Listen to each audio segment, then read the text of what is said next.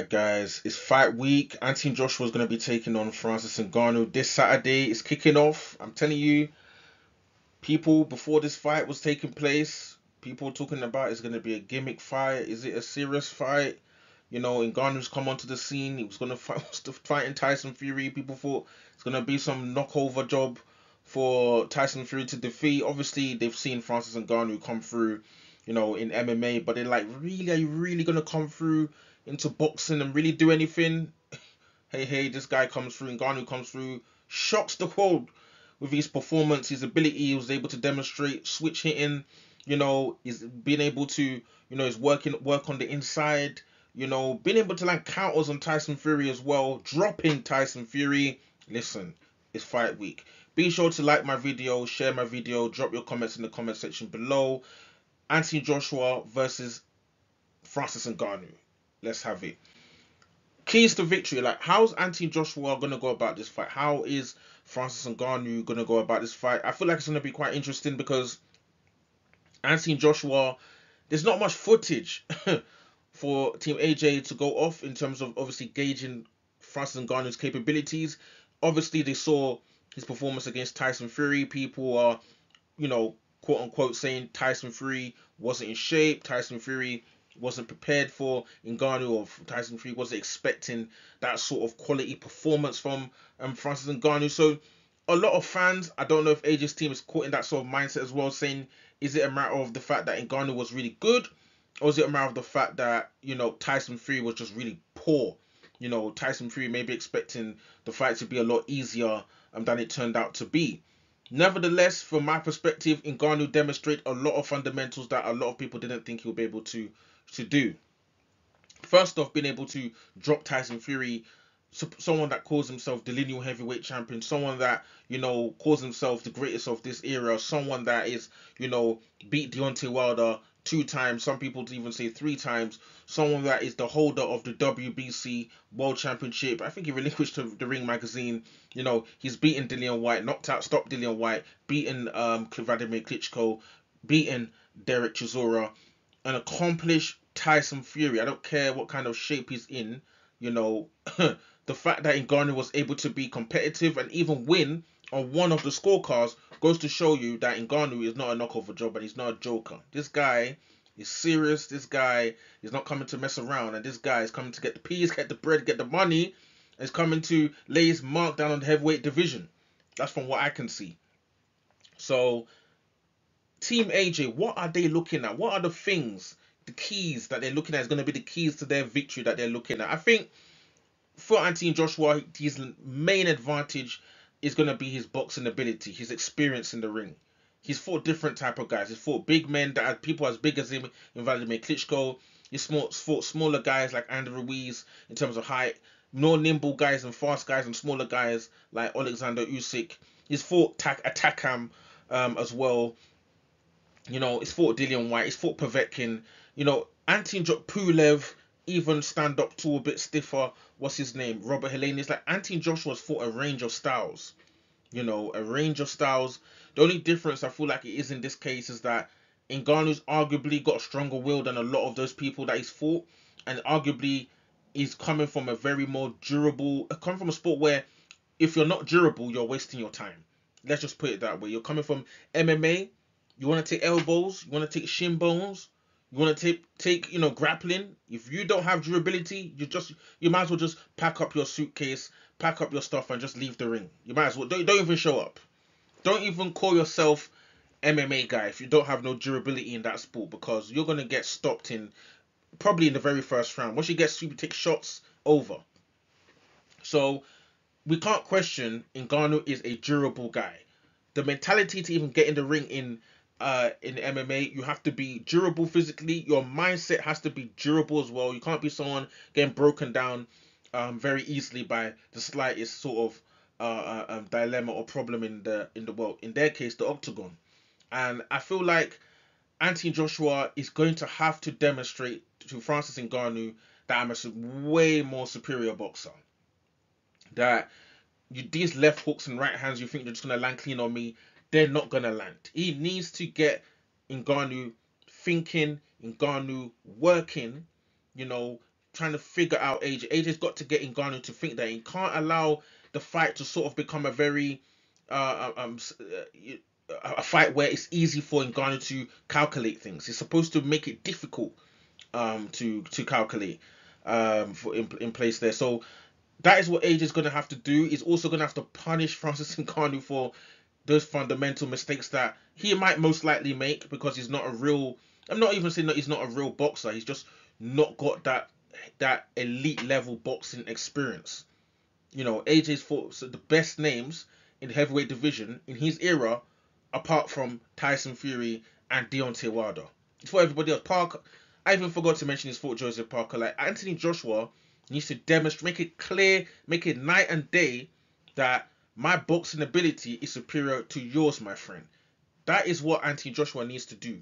To he's not gonna demoralize Francis Ngannou by doing that, but he's gonna have to make it that way to make it clear to the judges that I'm winning the fight.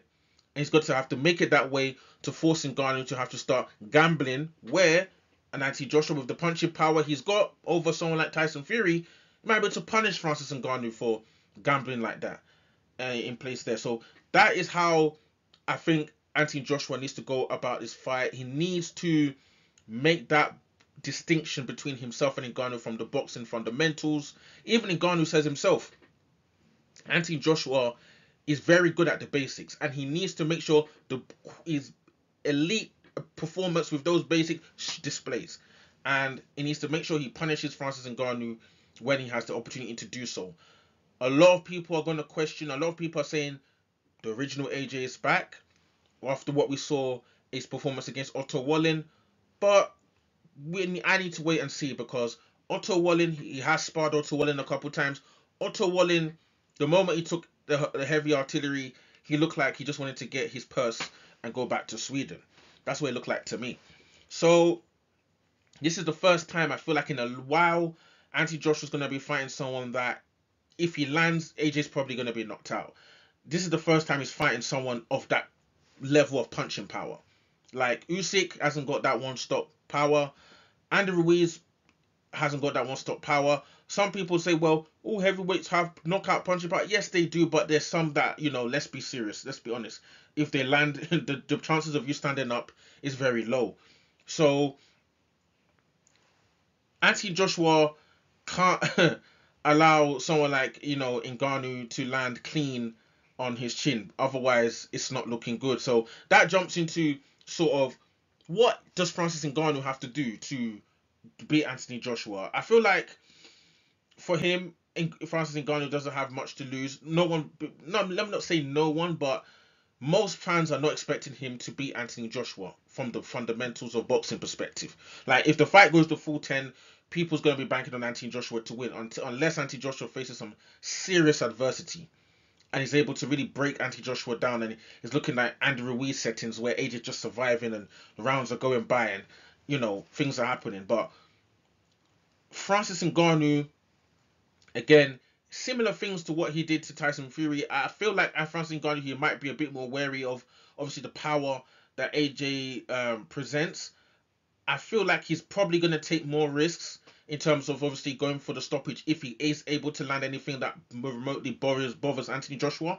Because he said himself in the face-off with AJ that he was expecting Tyson Fury to go down, and he was talking about how Tyson Fury's got up before many times, especially that notable one with Deontay Wilder in the 12th round. And he knew he didn't want to, when he dropped Tyson Fury, he didn't want to go for it fully, in the sense that, what if this guy gets off the canvas? What if his powers of recovery is there? What if he does get himself back together and I'm out of gas and he ends up getting the stoppage over Ngannou himself? So Ngannou is going to be, I feel like he's going to take more risks with Anthony Joshua. If he hurts Anthony Joshua, drops Anthony Joshua, he's going to go after Anthony Joshua. And I feel like if he does, he's more likely to have success, because Tyson Fury, like we know, definitely has better powers of recovery than Anthony Joshua. It does take AJ a couple rounds to recover. And Ngannou, like in the first fight with Tyson Fury, he demonstrated this guy has fundamentals, man. He can fight southpaw, he can fight orthodox, he's got a good left hook. We know about his right hand already. Even with Tyson Fury trying to goad him to fall for the decoys, He didn't fall for any of Tyson Fury's decoys. None of Tyson Fury's decoys did this guy fall for. Tyson Fury, when he's trying to draw you in so he can nothing. Ngannou as well, he didn't allow Tyson Fury, in the clinches to have any kind of success. And again, in this fight, Ngannou is going to dominate the clinches. Anything remotely close, anything remotely clinches, that's Ngannou's in Ngannou's range. That's why a lot of people are saying AJ needs to go for the boxing. Box this guy, punish him when he gambles, and then you should be able to have success there. But it's going to be interesting to see how Anthony Joshua deals with when Ngannou really comes after him. Because, listen, how many people, really have we seen recently that really come after AJ, pressure him to force him into a scrap? We haven't seen that for a while. It's going to be interesting to see how that works, because Ngannou's a very strong man, power in both hands. He's heavier than Anthony Joshua. Arguably, a lot of people, obviously, a lot of people from the MMA side, and some people in boxing will say, could he arguably, if he arguably hit harder than Anthony Joshua? People are talking about the hardest ever recorded punch, right hand punch. Obviously, everybody's right hand has been recorded, but let's be real, the guy hits very hard, you know. So listen, Francis Ngannou, this guy's key is to beat Anthony Joshua. Pile on the pressure, punish Anthony Joshua where you can. Try and see if Anthony Joshua will break, in terms of the pressure and the counter left hooks. He needs to look at that as well, and also take advantage of the clinches and get to work on the inside. That's what Francis Ngannou is going to have to do, because as the MMA guy, in the Tyson Fury fight, I felt like the reason why he didn't win on the cards, one of the scorecards they gave it to him, but he in some of the rounds he just didn't really press it enough. He landed very good eye catching shots, but he didn't press it enough.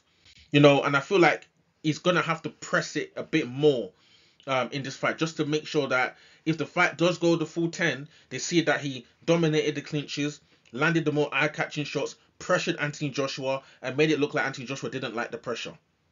That's what he's gonna have to. Nganou's gonna have to do, and I feel like if he does really pressure Anthony Joshua, I don't really think Anthony Joshua's really gonna be wanting to have a real gunslinging match with Ngannou, because that's what Ngannou would want, and that's where Ngannou will have the most success.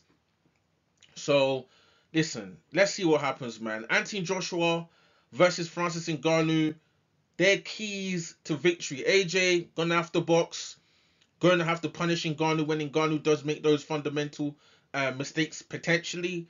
Unless Ngannou somehow comes in and looks even better than he did against Tyson Fury. But Anthony Joshua's going to have to punish Ngannou for his mistakes. Box, use that superior boxing. All that experience he's been gone fighting so many different styles, so many different opponents, fighting world champions. Garner all of that and beat Ngannou in decisive fashion. Ngannou is going to have to pressure Anthony Joshua, force Anthony Joshua to make those mistakes, force Anthony Joshua to, be concerned about, this mammoth of a man walking towards you with punching power in both hands. Force that into Anthony Joshua's head to make him think about, what do I need to do to keep this guy off me? When he's trying to keep Ngannou off him, Ngannou needs to make sure those clinches, working on the inside, he demonstrates that I'm a stronger man than you. I'm more superior than you in strength levels. So force Anthony Joshua to go back to the boxing and stuff, and really press Anthony Joshua so he can show to the judges he's really putting in work. And at the same time, trying to land his own eye-catching shots. Something that he did do as much in the late rounds against Tyson Fury was really press Tyson Fury enough to really get those judges to really give it to him.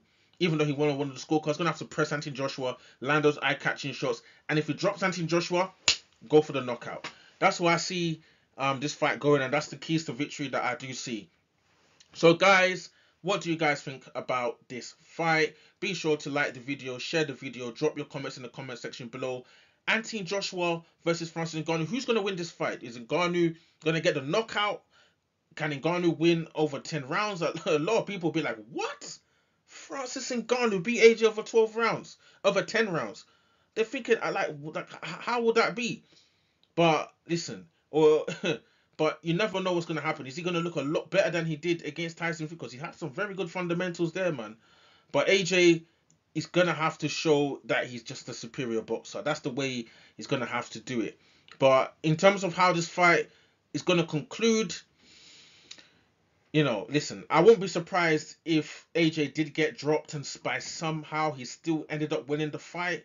But if Ngannou does win, I feel like it would have to be by stopping. Listen, if Ngannou does win over the 10 rounds, it's because he's dropped Anthony Joshua. Joshua survived, but he's not recovered enough to really be active enough in the rounds for him to nick those rounds over Ngannou, and Ngannou end up winning over the 10.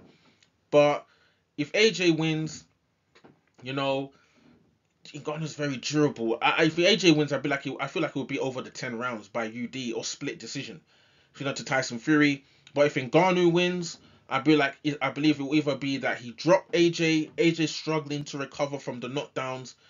And Ngannou's dominating the rounds enough, and then they give it to Ngannou, or Ngannou just wins by knockout. Most likely within maybe 6 rounds. That's how I see it if Ngannou wins. So let's see what happens. Be sure to like my video, share the video, drop your comments in the comment section below. Stay